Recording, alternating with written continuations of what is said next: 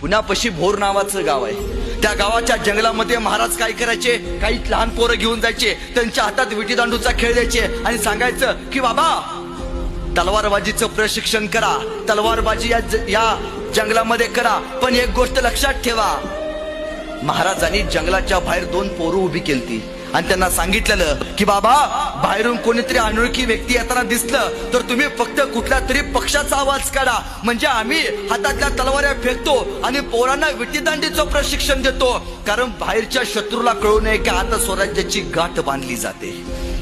एकदा बाहेरून भरजी नाईक येत होते। नायकांना बघितला बरोबर जंगलाच्या बाहेर उभे केलं 2 पोरांनी हुबेहूब मोराचा आवाज काढला। नाईक आत आले, महाराजांना भेटले, महाराजांना म्हणाले महाराज एक संधी द्या महाराज तुमच्यासाठी काम करायला। महाराज म्हणाले काय करतोस रे तू? काय नाही जी, वेषांतर करतो, असं करतो।